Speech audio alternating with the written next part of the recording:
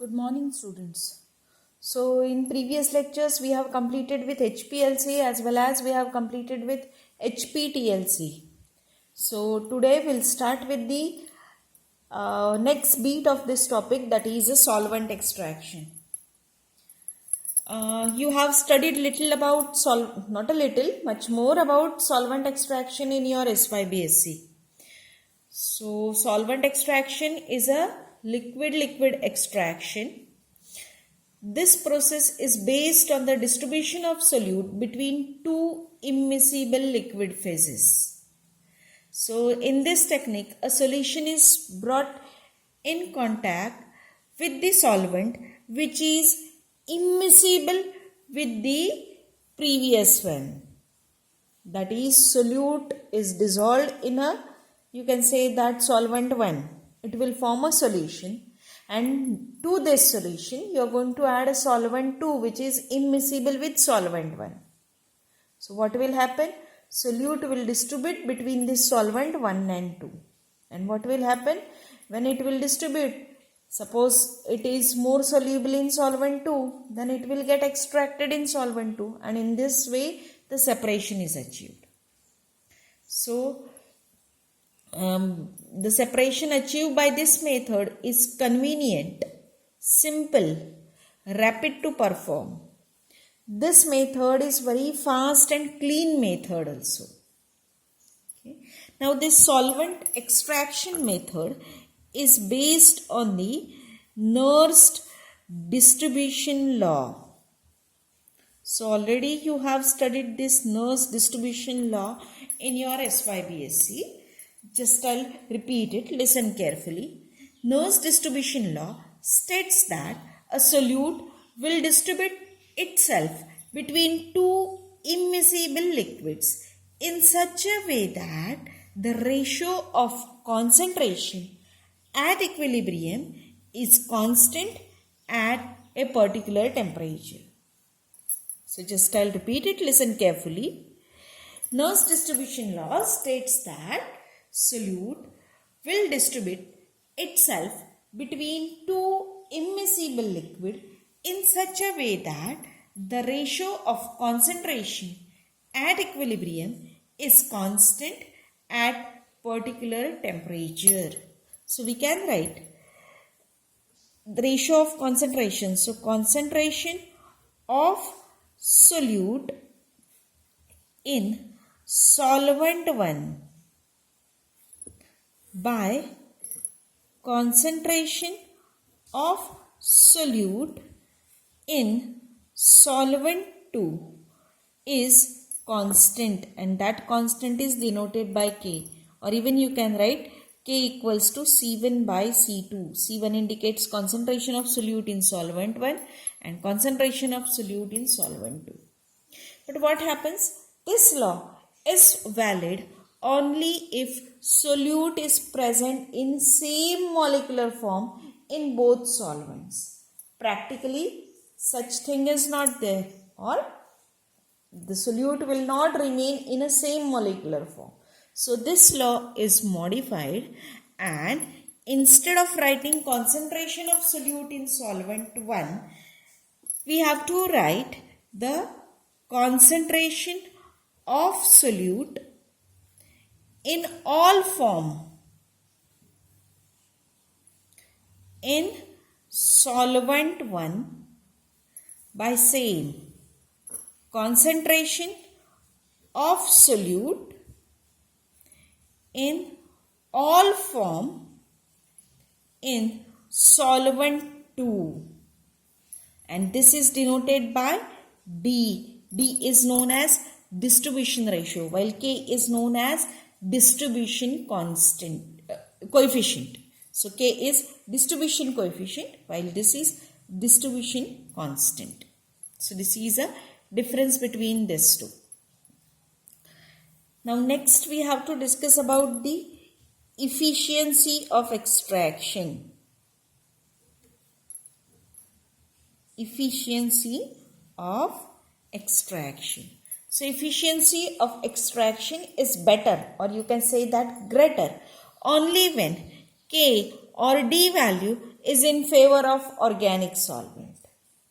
And the extractions are carried out with small volume of a given solvent several times rather than carrying out a single extraction with entire volume of solvent.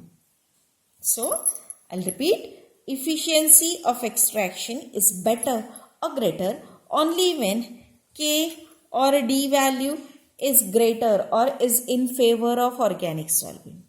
And second condition is that the efficiency of extraction is better only when you are going to carry out several extraction with small amount of solvent. That is, suppose you have 100 ml of solvent and suppose you are going to carry out only single extraction with entire 100 ml. Or suppose if you are going to carry out the say 10 extraction with 10 ml of solvent 10 times, then efficiency of extraction will be better only when you are going to carry out 10 extraction with 10 ml of solvent instead of carrying out a single extraction with 100 ml of solvent.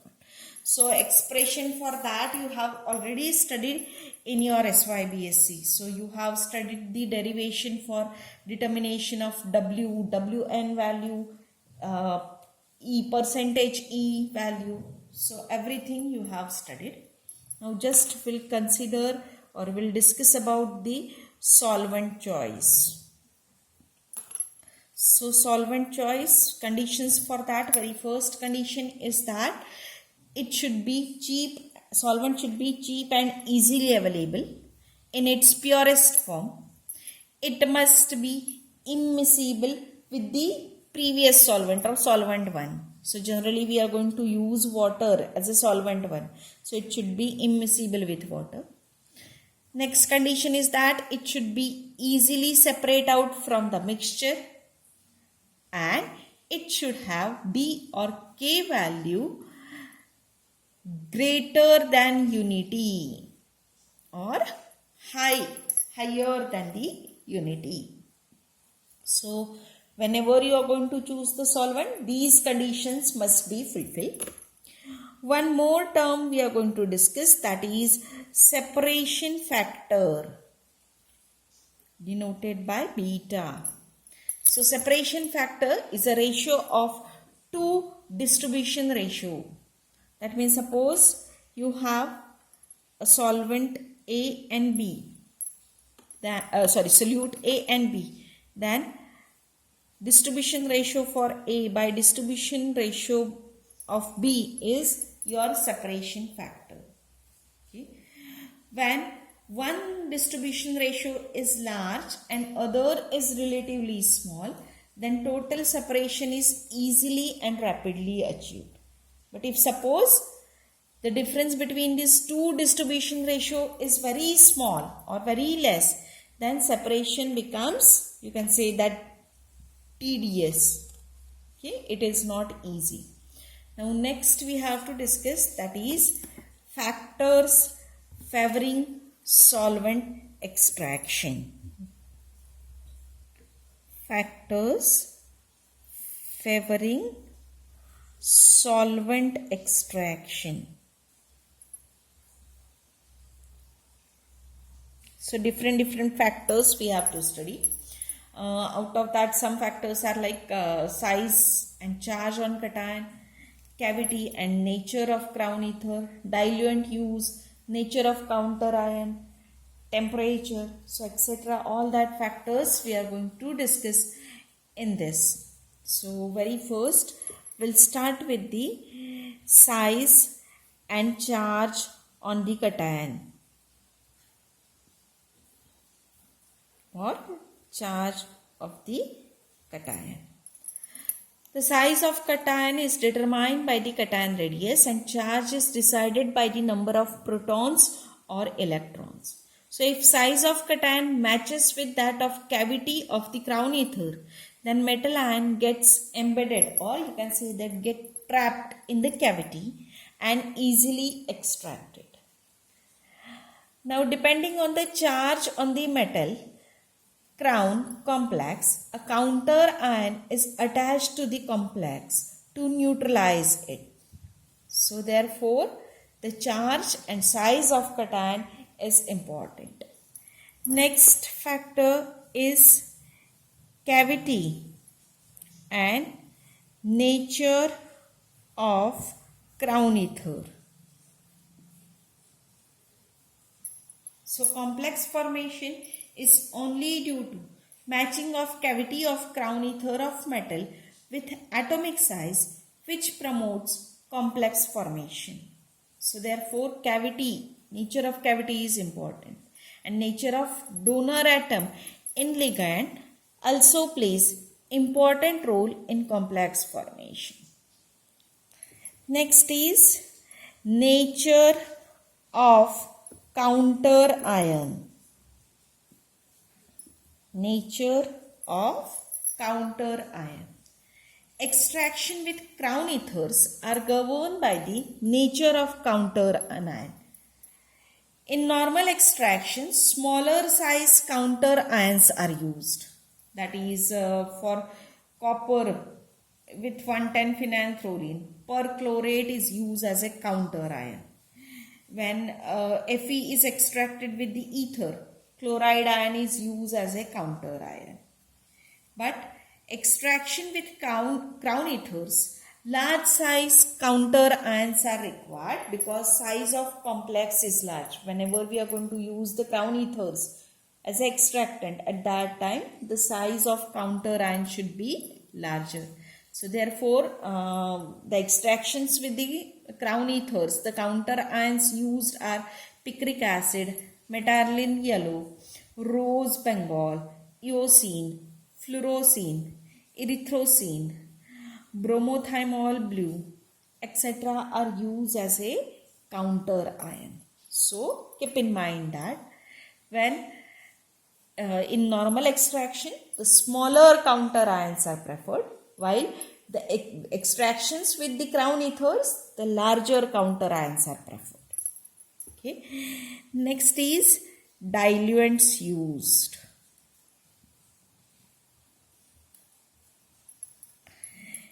In normal solvent extraction method, the solvent with low dielectric constant, that means the non-polar solvent, are preferred because these solvent promotes association of cation and anionic species to form extractable neutral complex. Okay, so in normal extraction, the solvent with low dielectric constant, that is non-polar solvents, are preferred. While in extraction with extraction of metal ions with crown ethers, solvent with high dielectric constant are preferred because in solvent with high dielectric constant, crown ethers are more soluble and there is a strong interaction between oxygen of crown ether and hydrogen atom of diluent. So always keep in mind, whenever you are going to use in normal extraction, the solvent or diluent with the low dielectric constant are preferred, while in extraction of metal with the crown ethers, the solvent with high dielectric constant are preferred. Now next we are going to discuss, that is temperature.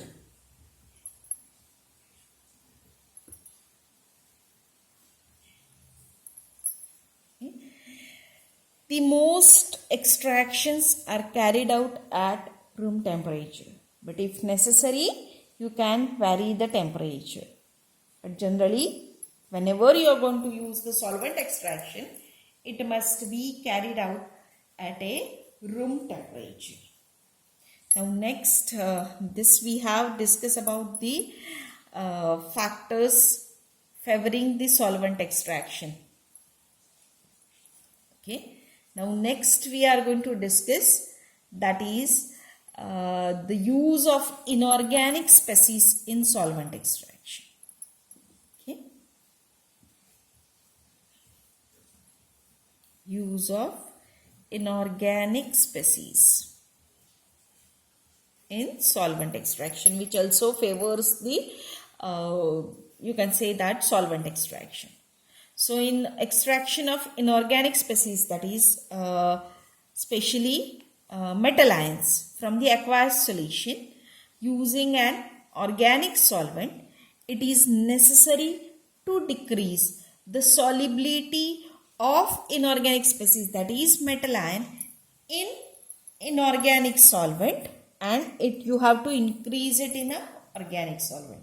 Because what happens whenever we are going to extract the metal ion by using organic solvent, it becomes difficult to extract the metal ions from the water. What happens? Metal ions are inorganic in nature, so they are more soluble in water.